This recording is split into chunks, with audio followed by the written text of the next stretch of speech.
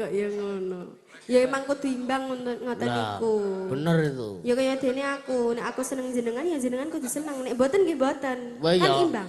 Ya imbang nek kuwi wis gerah imbang ora usah takokke. Ya wis ora usah takokke wis.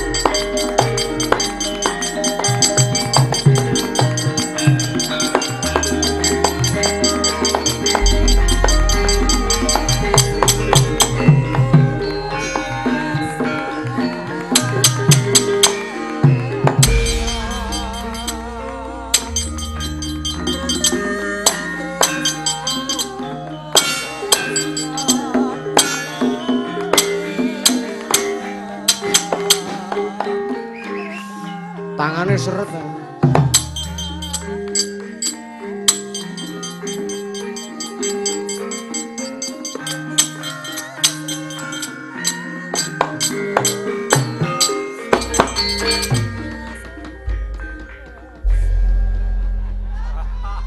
Wayang ki nek isih anyar tangane ya isih seret-seret ngene iki. Ning ya senenge nek ndi wayang anyar iki ngono kuwi. Badhe caos wuninga bilih kula angsal paringan kayon prada. Kula ajeng umuk. Padi kula sing iso umuk kuwi mung pendemung ku. Dumeh bar mayang kene ora entuk umuk. Wah wis ora iso ya gentenan. Wis pokoke kudu ngono kuwi wis. Umuk ki ya perlu ning ya sak wajare wae.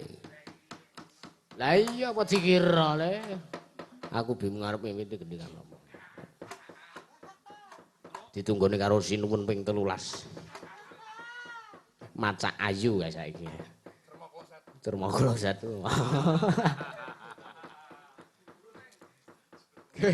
Termokloset. Ya anak-anak wae ya pancen ya wae ngger teko kowe gugur di pret wis ngger teko pret ngono trot mbok aku sing tak mogak-mogake muga-muga tutan barange ngono lho muga-muga. Men kapok sisan. Ora tak ngundang Kakang Gareng nganggo anu apa ya selendang biru wis biasa. Gethuk wis biasa. Telutur iki sing ora biasa iki telutur iki. Wis men Bagong karo Gareng tak undange nganggo telutur wis. Wis diringe telutur wae ya Mas ya, diringe telutur wae. Oh.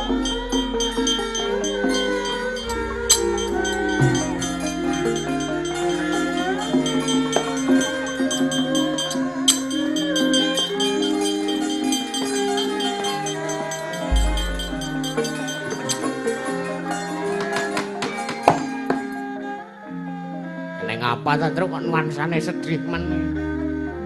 Ora apa-apa. Ya meng aku ki ngundang kowe kuwi. Apa kowe bar pedhot reyangmu kowe? Ya ora kok njur ngono iki. Aku nyetel tutur kuwi ngundang kowe kuwi lho Rek. Ya Kakang nek kok njur diundang nganggo tutur senare. Ya wis ayo witan gedhingan ya.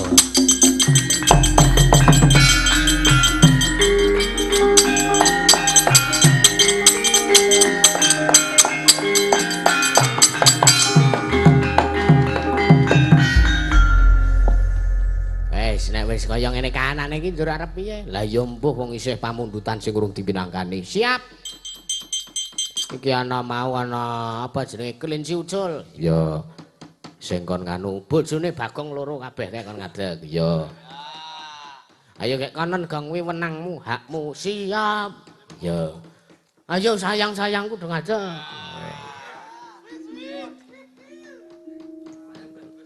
Urung apa nggawa buku ora masalah. Ya. Sekarang kita itu harus belajar dan belajar. Ya. Untuk mendapatkan hasil yang lebih memuaskan. Ya. Halaman piro Jali? Heeh. Kuwi buku IPA kuwi. Matematika. Iya. Biologi. Tentang kesehatan dan cara memelihara supaya tetap terlihat apa ya? Sehat ya. Kuwi piwulang carane ngulang pitik carane ngopeni pitik ngono kuwi. Lah iya. Lah iya wis genah ya. Ayo ngadeg wong loro. Ya siap. Siap kuwi no. Hah? Ora usah bawa kuwi to. Ya nek ana bawane ya dienggo nek ora ya ora no lho.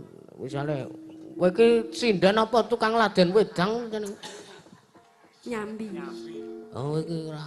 Ya ngono kuwi sing sip kuwi sing nyambi ngono kuwi. Ya. Ya gek domongan iki. Ken ngomong napa Mas Dan? Ken ngomong apa? Sakarepmu. Pokoke kowe wong loro rukun, sak omah kudu rukun. Rukun terus lah, rukun ya Dik ya. Iya no. Lah genah. Ya. Wes ya. Aku sesuk arep ngomong karo Dilan. Dilan sapa? Yang berat itu bukan rindu. Lah. Tapi nahan. Ora Mas, ora situ. Nahan cemburu jare. Ora. Lah, rak tenan ta, sing abot ki kudu rindu. Lah ning apa? Baguran beras.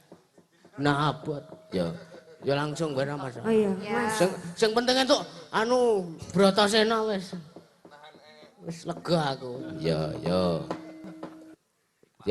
Mana nih? Iki sing dhisik iki sing arep linggo. Manut mawon. Aku sing bae. Sambung manci dalu sapa sing iso? Kowe to. Dengah. Ya, Ayo. ya wis, ya. Mas Dan, niku ajeng tanglet. Piye? Jenengan niku nek bengi wayangan niki esuke sekolah ora to? Wah, genah sekolah. Aku arep ngantuk kaya ngapa ki tetep sekolah aku. Yakin aku ki konsisten wong iki ora tau main sela ya ora. Lah iya. Lho seksine garang. Ya emang sekolah ki kewajiban. Lah. Ya, harus ini. Lah ora ngono. Ya wengine nguri-nguri kabudayan. Isuke ya. Ya ngelanjutke pendidikan. Ya. Ora turu to? Hah? Ora turu to? Ora ning kelas turuku. Ya kudu imbang to, akademike sae, prestasine nggih sae. Lah ya ning maksudku turu ning kelas ki nek istirahat. Dadi nek pelajare tetep midangan sing dadi dawuhe guru, Bu Guru, Pak Guru ki tetep aku tetep insyaallah ki tetep konsisten. Ya. Jadi nek entukku turu kuwi nek pas istirahat ngono kae wayah istirahat terus nglusu nang ngisor. Kok ya ngono. Ya emang kudu imbang ngoten niku. Bener itu. Ya kaya dene nek aku seneng jenengan ya jenengan kudu seneng, nek boten nggih boten. Kan imbang. Ya imbang nek kuwi wis gerah imbang ora usah takokke. Ya. Kuwi wis ora usah takokke wis kuwi genah imbang. Nggih, niki ngagem bawaan apa mboten Mas Dan? Hah? Ya nganggo. Ya ben jangkep. Men ketok wong sekolah ki nganggo buku. Lah, ngono kuwi sing bener ngono kuwi. Ya. Heeh. Man kaya apa sing bener-bener sekolah. Lah iya. Sanadyan to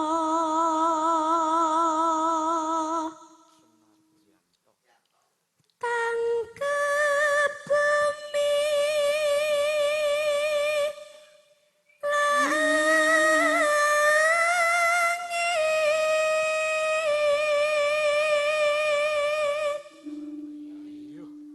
Ngeri apik, genah apik.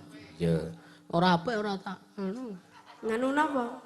Nganu napa? Wis masalah pribadi. Nek ngendikan iku sing cetha. Iki masalah pribadi aja diutarake nang kene. Ayo. Lho jenenge ajeng sakjane mau blero ngono. Sing terus terang mawon. Arep ngluruh sekolahane. Kan ora maksudnya formale ngendi? SMP Setunggal Ponjong Mas Dan. Oh ya sesuk tak Tak napa? Hah? Tak napa? Ora ngopo-ngopo tak ndelok nggon Google Map lho lokasine iki ngendi. Nek jenengan pundi? Hah? Jenengan pundi? Sampai 3 lipar. Oh sing mriko nika to? Apa ngerti kowe wong kowe turu kok. Oh iya. Maksudnya dereng namung sing ngendikan lho, wis ngono. Ya. Yo. Mindah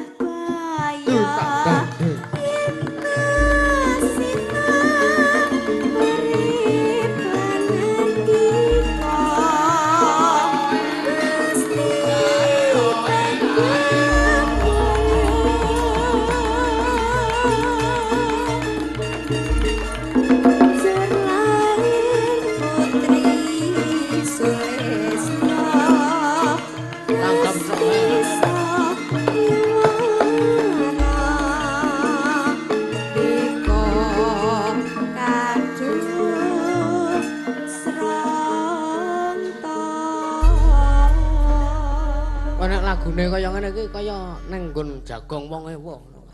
Sing ewuh sinten? Hah? Umpamine sing ewuh sinten? Gunamu wingi kan tanggal 20 nganti aku rong kabar jagong rono. Nah, nggih alhamdulillah tembung jenengan nggih mayang to nika. Wah iya. Iya, alhamdulillah. Wis tak jagong. Jagong. Heeh. Karuwe. Hah? Karuwe. Ya karuwe kadone tak titipke nang kono. Makasih. Nggo mbakku mesti. Nggo mbakmu kok nggo kowe kok. Ya kan aku. Endi Bapak? Di nanti Endi? diserepeki telutur. Kan munggah. Monggo sih, Mbah. Mbah Uyut. Mbah, ning ora nek honore. Kayak mriki.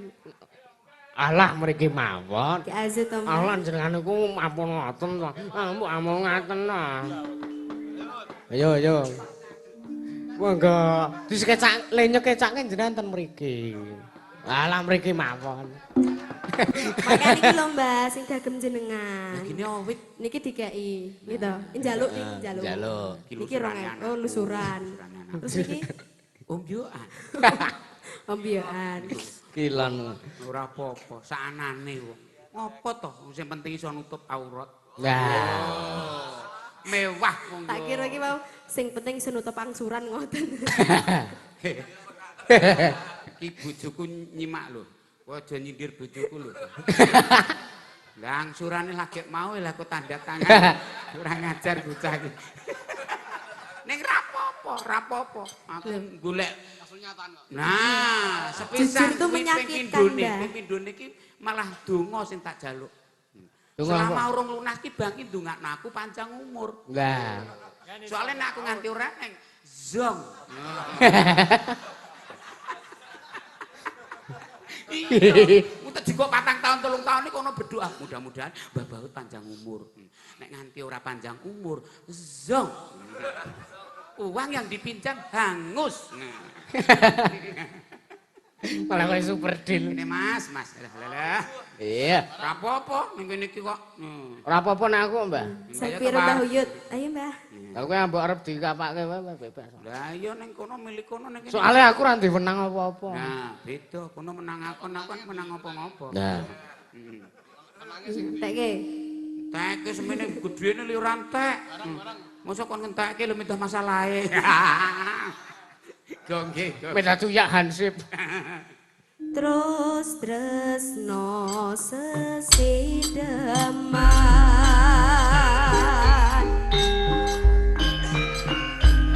Ayo.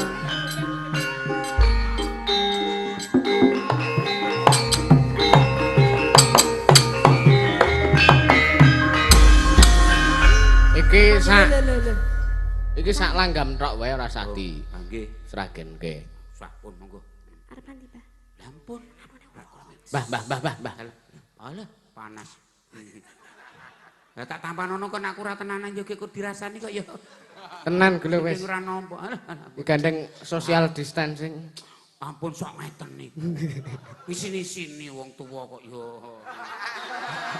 Loh, ngisi-ngisini kok ditampi ki pripun to? Lah engko nolak rejeki ki ora apik tak kandhani.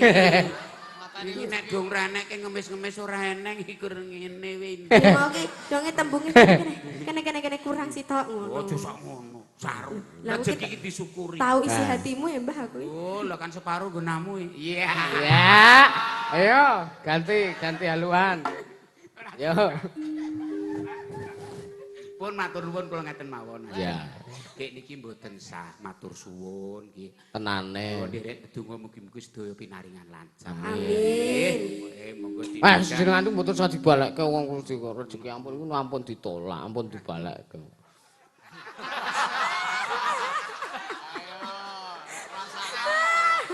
Manjale. Ora, umpama tegawa mendah ling ngrasani. Lah wong lagi dicenekno wis dilebokno ngedas kaya lho peragek gur melangi ro 100.000. Timbangane kurilan Ya nya wis tenanan iki ditampa tenanan. Ah moh. Moh kesuwen lho maksudku ki. Lho. Jan senengku lahir dina Kamis iki. Luwes. Kamis. Oke. Wah, lah berarti kamu ya juga Kamis juga. Kamis lagi. Kula pahing. Sesuk do teng pasar bareng-bareng. Joget riyen lho, Mbah. Yo. Alah separuh wele joget. Nggih. Luwe. Gumun aku. Gumune. Mega ki nenek aku sajakne kok ya kepiye. Heeh. Mbah Baut niku Mbah Timbali. Terus pundi? Hak nyamper kae, Mbah. Oh. Lho ta, nulari kancane ta. Dek gedek sapa njupuk tiban gedek ben ngene. Entun nek wani tiban gedek blek paku ya kono. Wah. Lah nek sing jipuk jenengan berarti jenengan sing ketiban. Lah gedeke kur cilik ora masalah. Ya mbah tak jikoke Mbah. Gur sak lenceran. Nah, wong kur tebok cilik kae gedeke ora masalah. Tiban ya kur cil. Tukono remason 3.000 mari. Yo. Urip ana kono iki.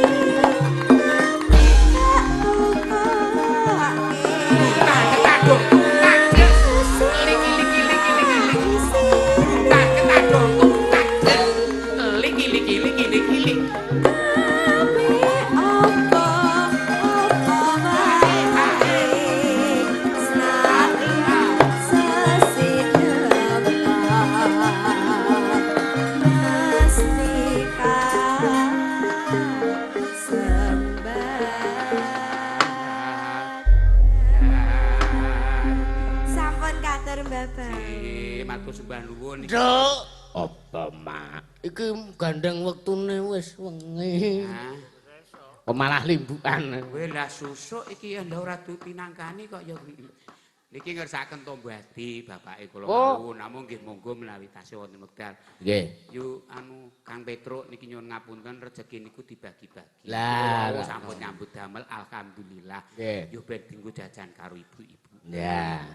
Nah, monggo nggih ning kene niku mangke ingkung nggih kula nggih. Ngenahi 200 mongko ingkunge 170. Turah 30 dom semene ya saomane. Matur sembah nuwun nggih. Nggih, Pak Katalpat ngapunten nderek bingah. Semanten ugi. Nderek ndedonga mugi-mugi warga masyarakat wonten ing gathak ajeng kerja mugi-mugi anggenipun bersih desa tansah ayem-ayem tata titi tentrem. Amin sembah nuwun. Nek jenengan napa nggih gathak? Kula mrica. Oh. Mula cilik pedes to. Nggih. Nggih. Sampun nggih, Mas. Nggih, matur nuwun. Iya. Heeh, Tombati sisan ruk dipinangane. Ya. Sak ramban wae. Ya. Kur. Ya. Dikurke. Angger wis ngono ki dalange njur ora disalami. Wis kono, wis kono. Tase keri yo. Ya, wis. Tas njaluk. Ya, sisan wae kur dikurke. Ya. Ya. Ayo. Kabeh do nyekel mik. Wis kok. Allahumma salli wa sallim sayyidina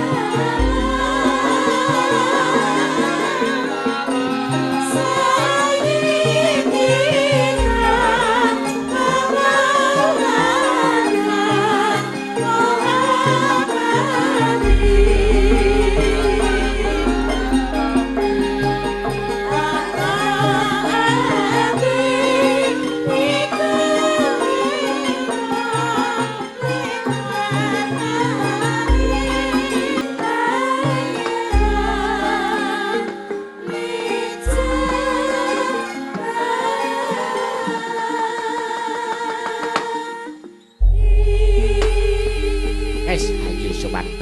Yo tak derake.